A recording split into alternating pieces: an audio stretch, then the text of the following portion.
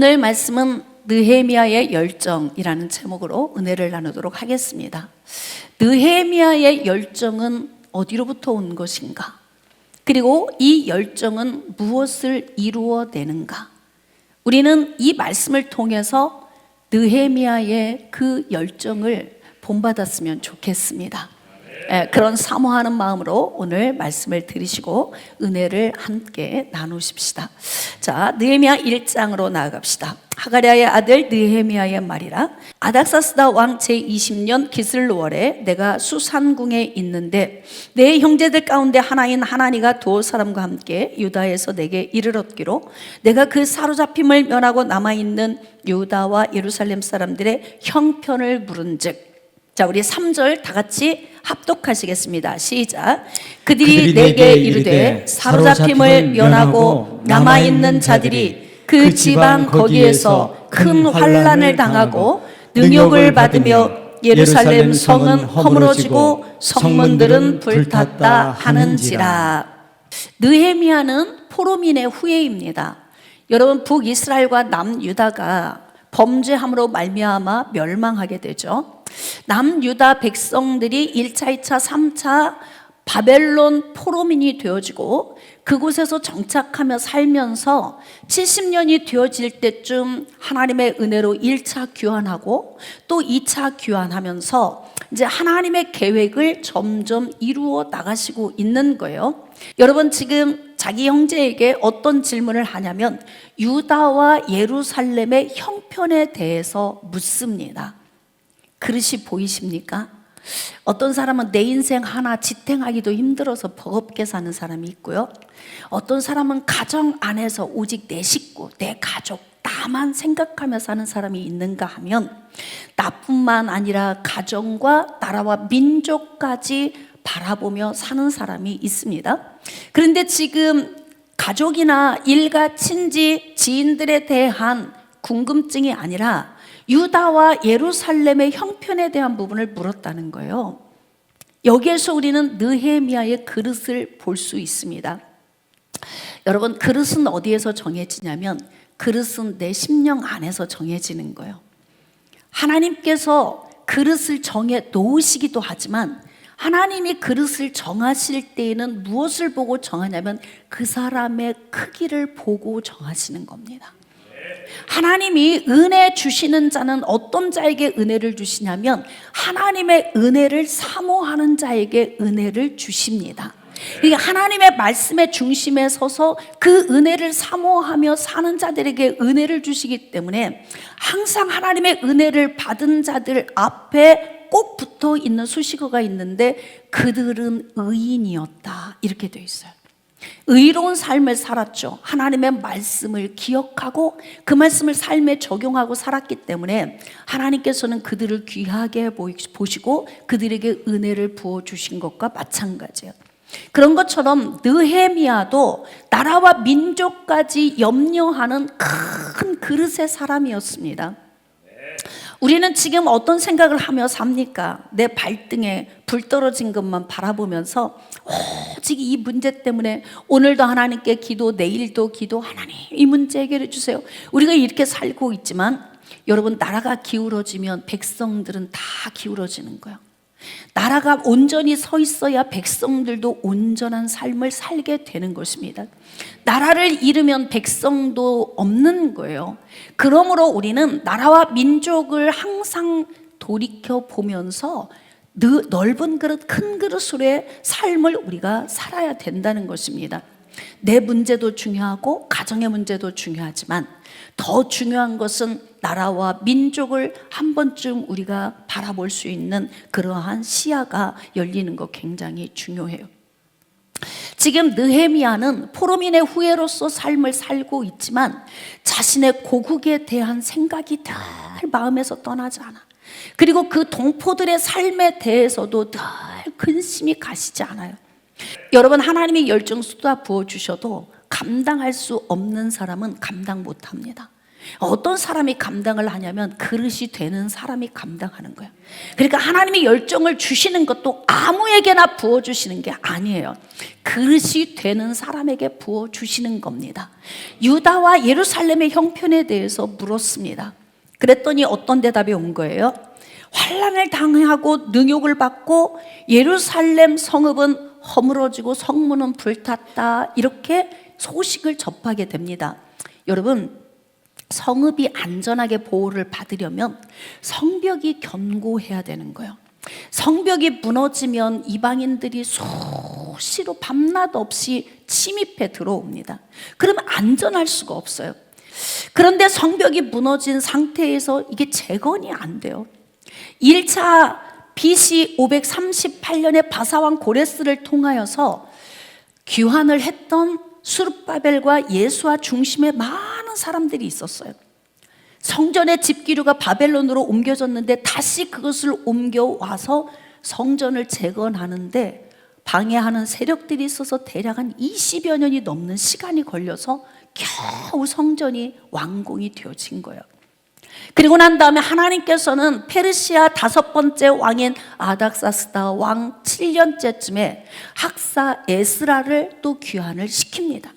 그래서 영적 각성을 또 하게 하는 거예요. 이제 귀환했던 사람들이 성벽을 건축하고자 시도했을 것이고, 그리고 성읍을 다시 재건하려고 그들이 많이 시도를 했을 거예요. 그런데 이 방해가 얼마나 강한지 이게 올라가다 무너지고 올라가다 무너지고, 그래서 남유다가 멸망할 때 다 회파되었던 성읍이 다시 재건되지 못하고 계속 올라가다 무너지는 이 반복적인 아픔을 이들이 겪게 되는 거예요. 여러분, 백성들이 힘이 없으면 이렇게 슬픈 일을 당합니다. 그리고 이방인들의 침입과 공격을 수시로 받게 돼요. 대적자들의 공격을 통해서 삶은 자꾸 황폐해지고 피폐해지게 되는 거예요. 그래서 우리가 잘 살기 위해서는 모든 것이 견고하게 건축되어져야 되는 것입니다. 자, 그러므로 우리가 지금 느헤미야의 이 근심된 마음을 우리도 지금 현 시대 우리나라에 비춰서 우리가 무엇을 근심해야 되는지에 대한 부분을 같이 좀 묵상할 필요가 있어요. 우리가 지금 10월 27일 전국연합 기도회를 준비하는 이유가 무엇일까요? 지금 이 시대에 일어나고 있는 문제 때문에 그러는 거예요. 여러분, 포괄적 차별금지법 이제는 뭐 다 온 나라 백성들이 거의 다 알고 있는 지식이에요. 제가 구체적으로 언급하지 않아도 여러분들이 이미 다 알고 있는 지식들이죠. 이 포괄적 차별금지법이 단순히 하나님의 말씀을 대적하고 공격하거나 교회를 공격하는 문제만 발생하는 것이 아니라는 것입니다. 이 지금 포괄적 차별금지법은 결국은 전체 나라에 일어나는 모든 문제가 굉장히 심각한 문제를 초래할 수 있다는 거예요. 우리가 지금 농사를 짓는데 좋은 열매를 맺을 수 있다면 열심히 땅을 파고 씨를 뿌리고 농사를 지어야 되겠지만, 이 농사를 지었는데 썩은 열매를 맺힌다. 그렇다면 1년 내내 수고할 필요가 있을까요? 없죠. 다 썩은 열매를 맺힌다면 수고할 필요가 없는 거예요.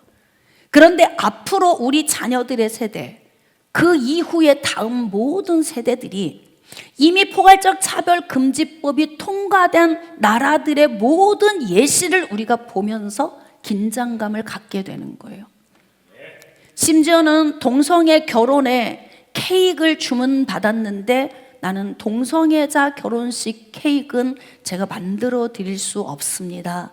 정중히 사과하고 거절했던 것 때문에 혐오했다. 그래서 굉장히 많은 벌금을 낼 수밖에 없는 그런 부당한 문제가 발생되고 있다. 그런 거예요. 포괄적 차별금지법이 통과하고 난 이후에 그 나라는 더 이상은 살기 좋은 나라가 아니라는 거예요. 아이들 부모가 남자와 남자, 여자와 여자, 학부모 모임을 하면요, 남자와 남자, 여자와 여자가 오는 그 확률이 30% 이상이래요. 부모가. 그래서 부모 1, 부모 2 이렇게 부른다는 거예요. 엄마, 아빠의 개념이 없어요.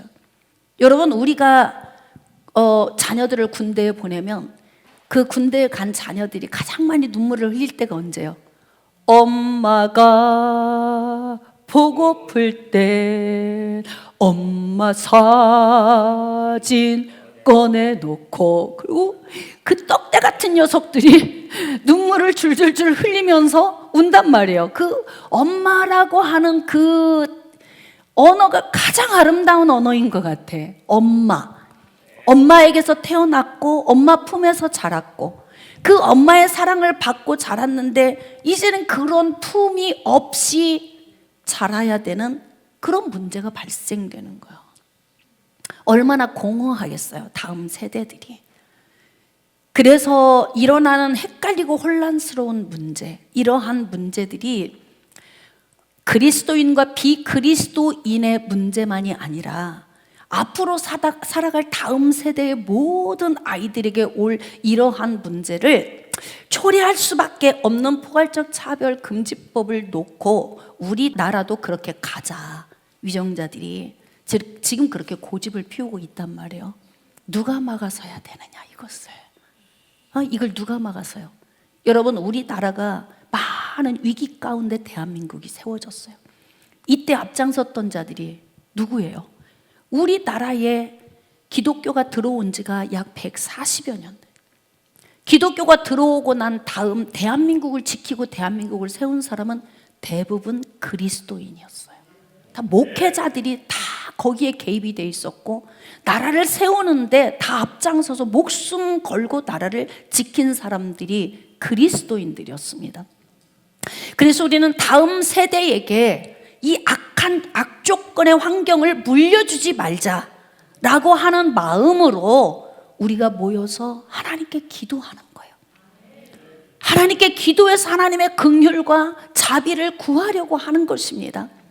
여러분, 지금 느헤미야는 남유다가 멸망하고 140여 년이 지난 그 시기가 되는 동안에 보호막이 없이 살고 있는 유다 백성들의 삶을 보는데 가슴이 찢어지고 아픈 거야.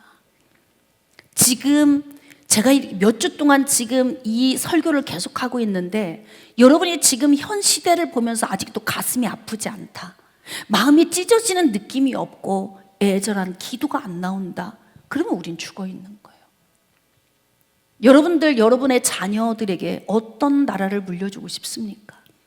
우리는 그래도 뭐 반절은 살았고 대부분 반절 이상 70% 80%는 살았어.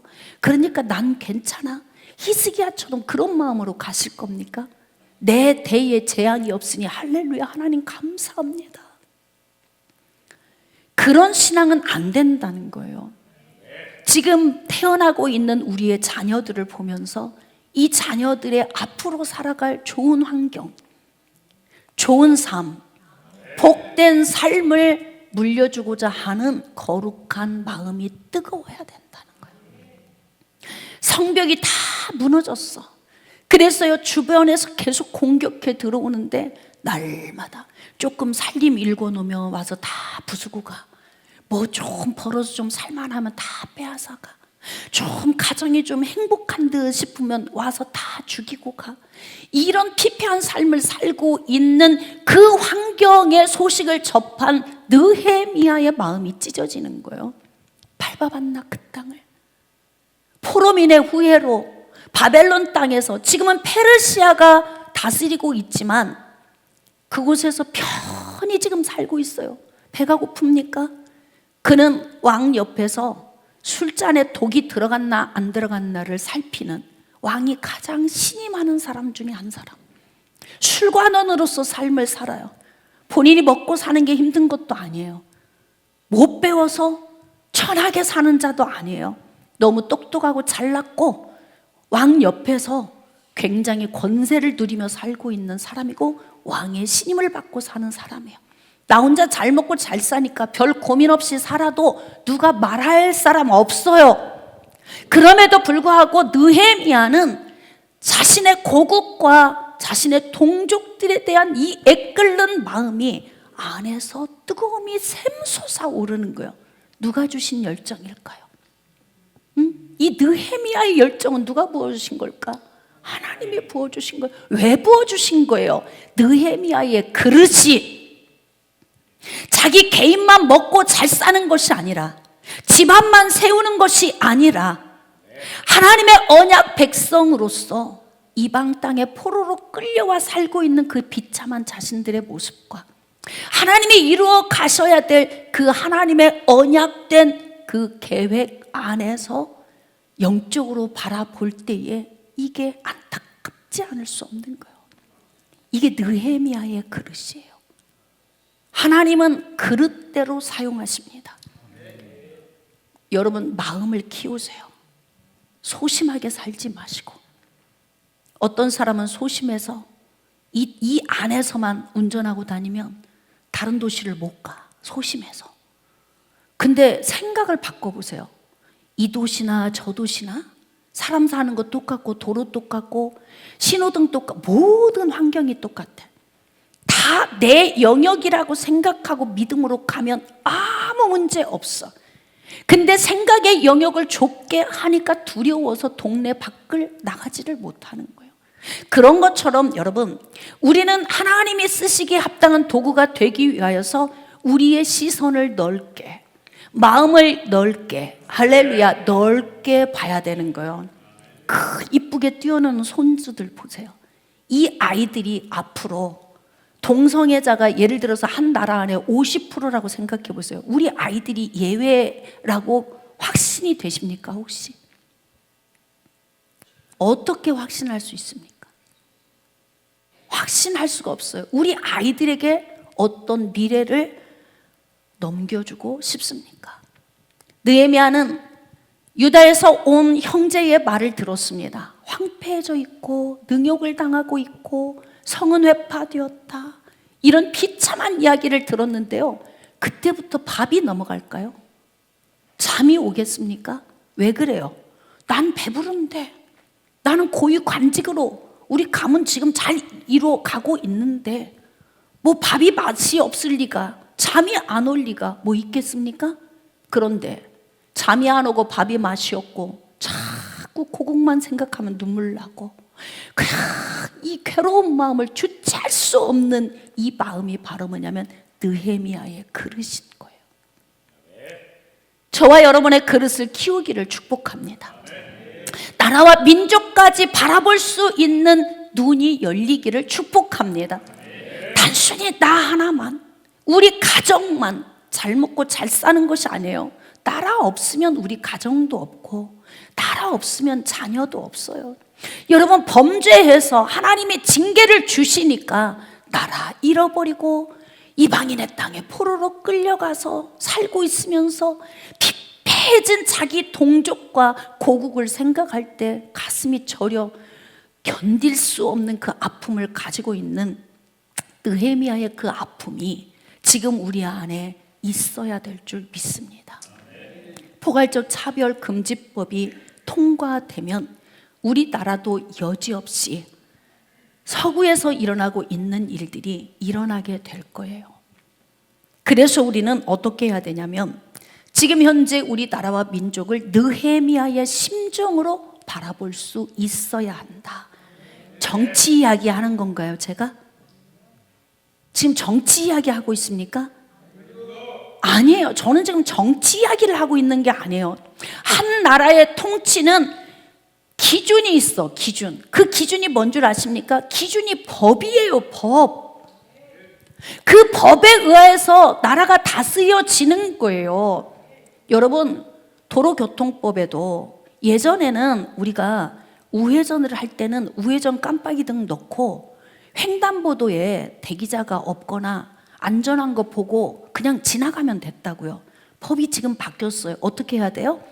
지금은 무조건 멈춰야 되고요. 불이 다 파란불이 1, 2, 3, 4 계속 번호가 지나가서 빨간불이 들어올 때까지 멈추고 있다 가야 된다고. 법이 바뀌면 그 법에 의하여서 우리가 통치를 받게 되는 거예요. 그러므로 성경에 보면은, 성경에서도 역사서에 기록된 말씀을 보면 나라를 통치하는 한 나라의 왕은 계속 모든 일을 할 때마다 어떻게 했다? 법을 만들었다. 그리고 법을 개정하고 고쳤다. 그리고 그 법의 기준에 의해서 고대 그렇게 오래된 시대에도 왕이 주먹구구식으로 나라를 통치하고 다스린 것이 아니라 법을 만들고 법을 바꿔서 백성들을 다스렸다는 거예요. 그런 것처럼 현 시대에도 법을 통해서 국민들이 통치를 받으니까 그리스도인과 비그리스도인을 지금 나눠서 제가 해석을 하는 것이 아니라 법이 생기면 국민들에게 그대로 적용이 되는 거예요. 모든 국민들에게. 그래서 지금은 모든 국민들을 다 깨워야 되는 거예요. 할렐루야. 오히려 차별을 금지하기 위해서 포괄적 차별금지법을 통과시킨 나라에서 역차별이 이루어지고 있다. 그래서 왜 내가 결혼하는데 케이크를 주문했는데 왜 당신이 못한다고 하느냐? 나를 차별했다. 그리고 내 마음을 아프게 했다. 나 밥도 못 먹고 며칠간 속상하고 너무 근심되고 너무 마음이 아파서 당신이 나를 이렇게 피해를 입혔으니까 보상을 해라. 그럼 보상금이 보통 막 3천만 원, 5천만 원 이렇게 보상금이 떨어지는 거예요. 그러면 여러분 안 해줄 자격도 있지 않아요? 권리도? 내가 베이커리 사장이라면 만들기 싫으면 안 만들어줄 수 있는 권한도 있는 거예요. 근데 저쪽에서 자기가 상처를 받았고 차별을 받았다고 고발을 해버리면 그게 법적으로 들어가서 그냥 받아야 되는 이거. 이게 교회에 어떤 관계성이 있냐면 포괄적 차별금지법이 이제 통과가 되어버리면 교회에서는 예를 들어 직원을 뽑는다. 부교육자를 둔다. 근데 남자가 성전환을 해가지고 여자가 된 목사가 와가지고 저 써주세요. 근데 우리 교회에서는 트랜스젠더 목회자를 세울 수 없습니다. 그러면 차별한 거야. 그래가지고 어떻게 되는 거예요? 그 사람에게 상처를 입혔고 그 사람의 마음에 굉장히 불쾌함을 줬어. 그렇기 때문에 이 사람이 차별 금지법에 준한 고소를 하게 되면요, 교회는 어떻게 해야 되냐면 교회는 이제 배상을 해줘야 되는 문제가 발생해요. 직원도 마찬가지고 부교육자도 마찬가지고. 포괄적 차별 금지법이 통과된 나라에서는 여러분 그 트랜스젠더 목회자들 있죠. 남자가 여자가 되고 여자가 남자가 됐는데 목사 안수를 다 해줘. 내가 목사가 되고 싶다 안수해달라 그러는데 그거 거부하면 또 어떻게 될까요? 그 거부하면 또 고발당해. 그래서 또 다시 역차별을 받게 돼.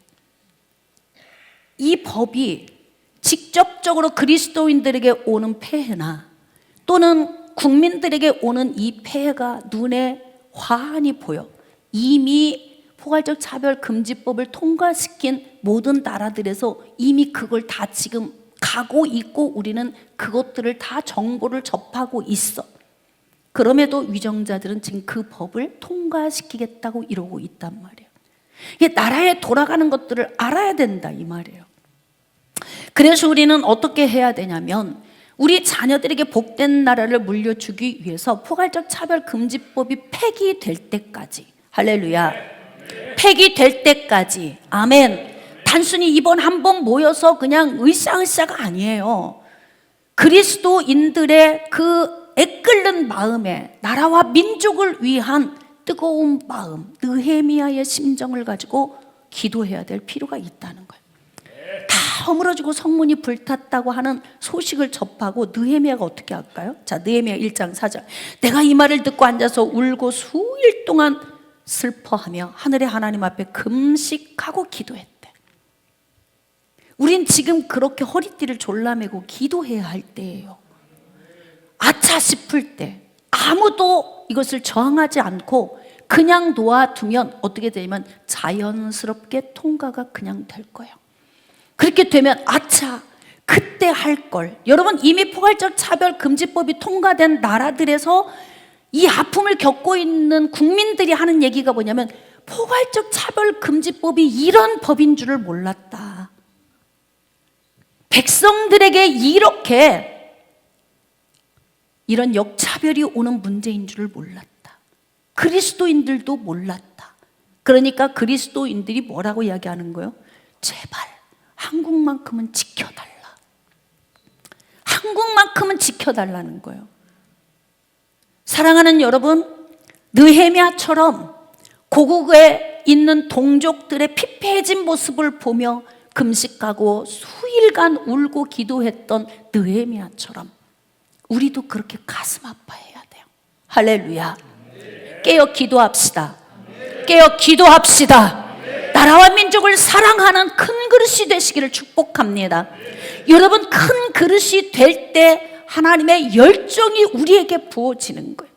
그 열정이 부어질 때 우리는 느헤미야처럼 이렇게 하나님 앞에 기도할 수 있는 자가 되어지는 거예요.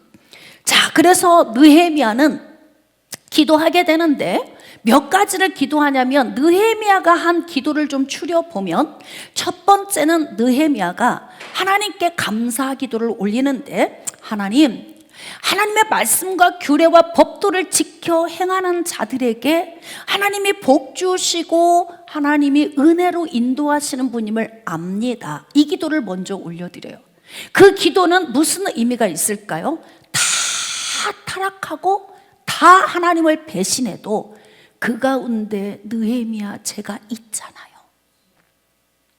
하나님의 심정을 품고 있는 언약 백성들을 위한 이 슬퍼하는 마음, 말씀의 기준에 서 있는 저 느헤미야가 있지 않습니까? 발견되고 싶어서 몸부림을 치는 거예요.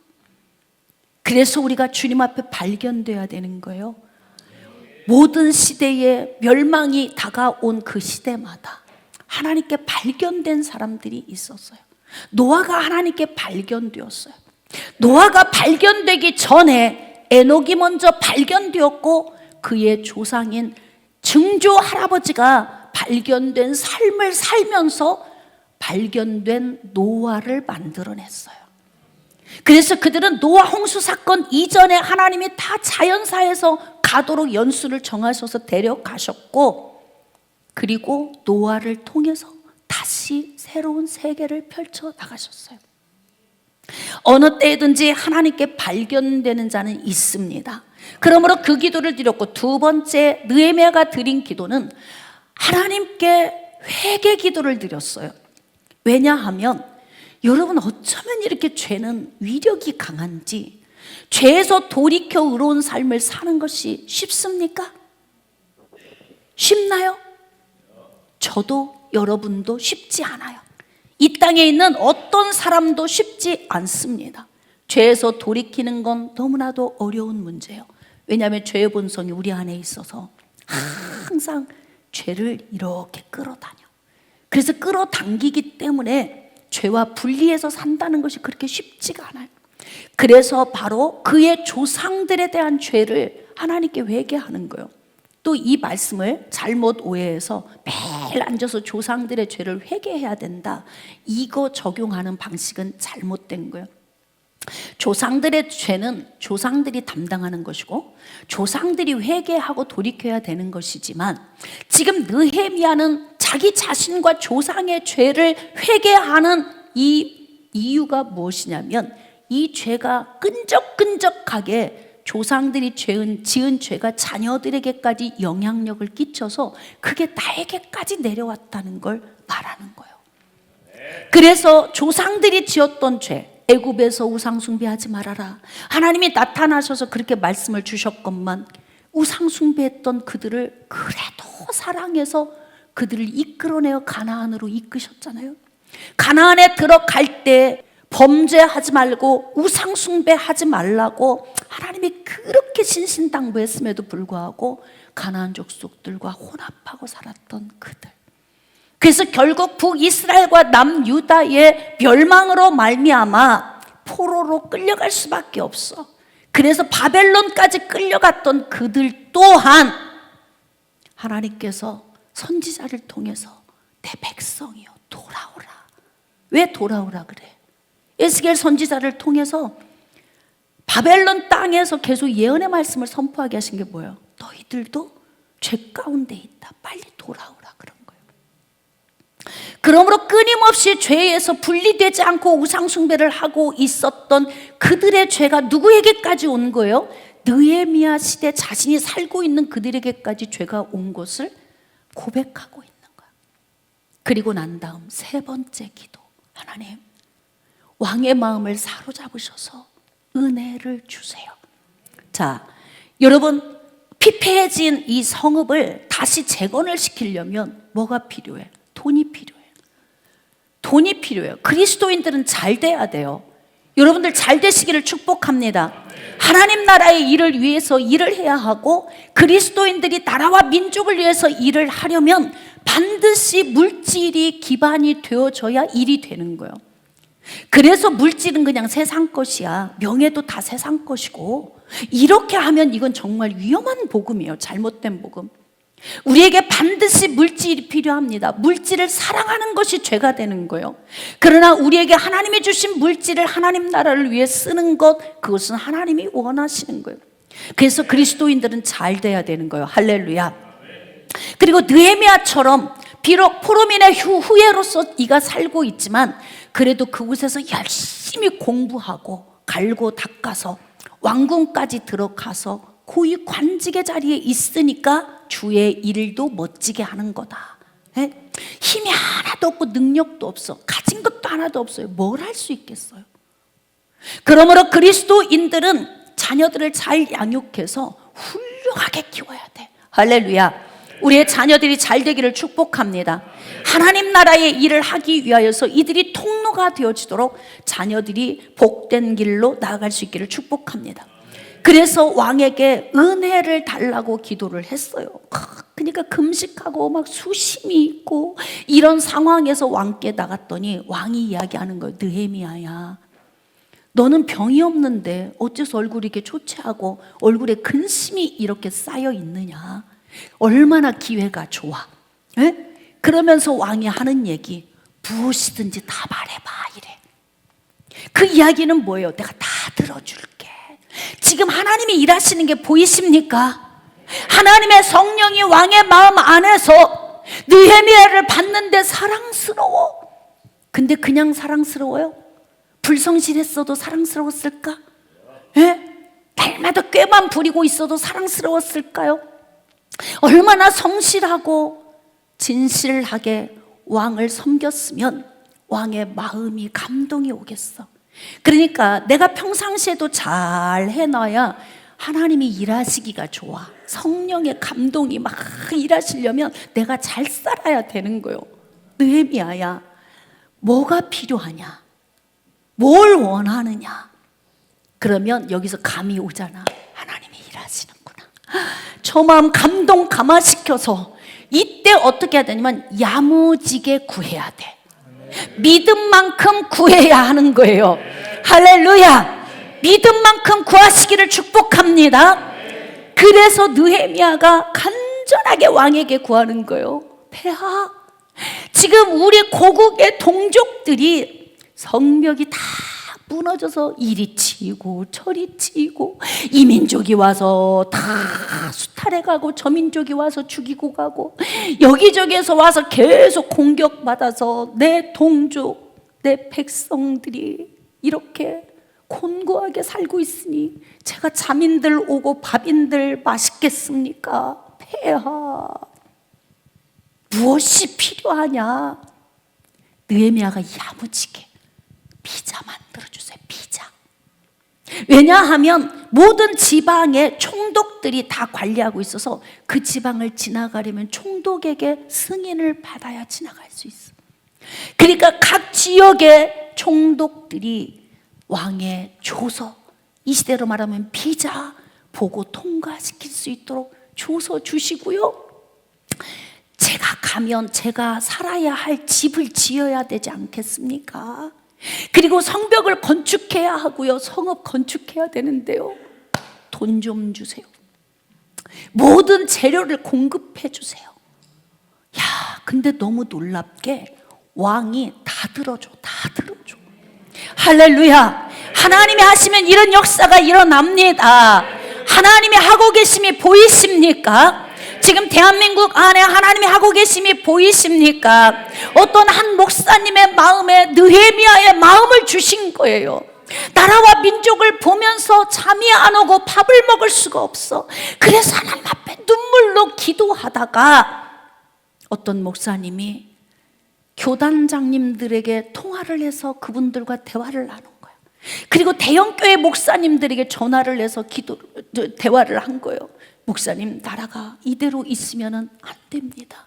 그러면 다음 세대에게 우리도 지금 포괄적 차별금지법 통과한 나라들처럼 헷갈리는 나라를 물려줄 수밖에 없고 복음에도 공격이 돌아옵니다. 그러므로 우리가 지금 이렇게 있을 때가 아닙니다. 우리가 모여야 합니다.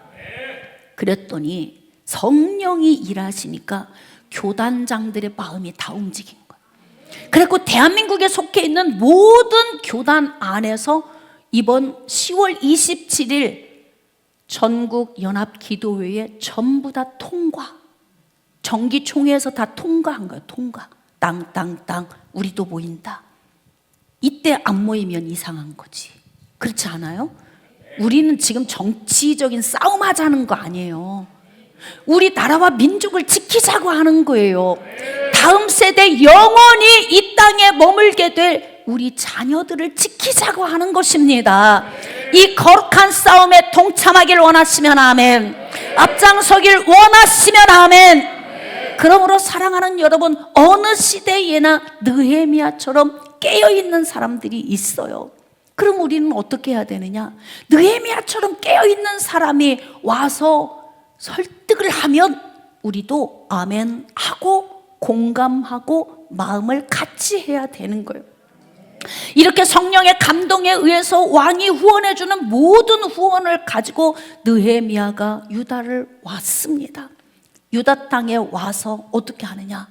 중직들, 우두머리들 불러다 놓고 이야기합니다. 우리 이 성읍 다시 재건하자.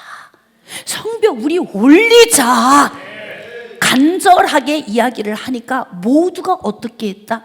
동의를 한 거예요. 동의. 할렐루야. 일이 될 것 같죠? 벌써 되는 일은 달라. 시작부터 다른 거예요. 되는 일은. 왜 그런 줄 아십니까? 하나님의 열정이 느헤미야에게 부어졌고 느헤미야의 열정이 유다 백성들 심령 안으로 파고 들어가기 때문에 이루어지는 거예요. 깨달아지시면 아멘.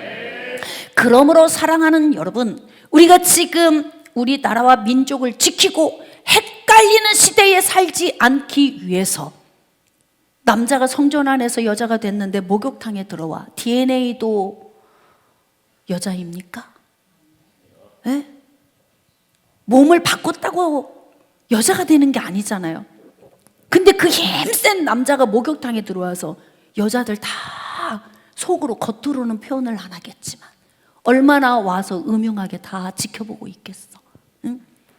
이런 일들이 벌어진 앞으로의 일에 어째서 이 법을 통과시키자고 하는지, 정신 상태가 온전한지, 그들의 정체성이 무엇인지 궁금하기 짝이 없어요. 근데 여기서 우리가 읽어야 되는 건 무엇이냐면, 여러분, 하나님 나라를 무너뜨리기 위해서 어둠의 세력은 항상 사람들을 통해서 일합니다. 사람들을 통해서 공격을 해오는 거예요. 어떻게? 정체성에 문제가 있는 사람들, 신앙이 없는 사람들, 마귀적인 요인을 가진 사람들을 통해서 항상 진리를 공격해 오는 거예요. 그러므로 우리가 위정자들을 세울 때에도 그래서 기도하고 정신 차리고 세워야 된다는 거예요. 다 누가 세운 거예요? 우리가 세운 거잖아요. 우리가 세웠는데 우리의 삶을 망치겠다고 하고 있는 사람들이 나라에서 우두머리로 움직이고 있으니 이 나라가 희망이 있느냐 이 말이에요. 나라가 기울어져 갈 때, 나라에 위기가 있을 때마다 목회자들이 일어나서 나라를 지켜왔습니다.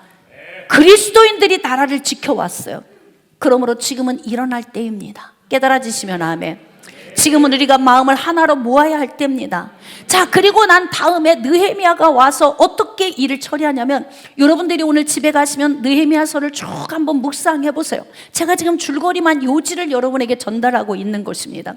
와가지고 사람들을 다 모아놓고서 느헤미야가 전략을 세운 거예요. 여러분, 하나님 나라의 일은 주먹구구식으로 하는 게 아니에요. 하나님 나라의 일은 전략이 필요해요. 탁월한 행정력 있는 사람도 필요합니다. 느헤미야가 성벽을 세울 때 어떻게 했냐면, 사람들을 다 불러 모아놓고서요, 구간을 다 정해준 거예요. 구간을 다 정해줬어. 정해놓고 어떻게 하냐면, 동시에 돌을 같이 올리기 시작하는 거야. 같이 매일 나와서 같이 돌을 올리기 시작해. 그런데 방해하는 세력이 그냥 놔두겠습니까? 이제 느헤미야가 유다에 왔다는 소식을 접하고 도비야와 산발랏이라고 하는 이 두 사람을 주축으로 공격하는 세력들이 벌떼같이 모여들어요. 그래서 우리는 항상 깨어 있어야 돼요. 어떤 일을 해도 공격하는 사람이 있어요.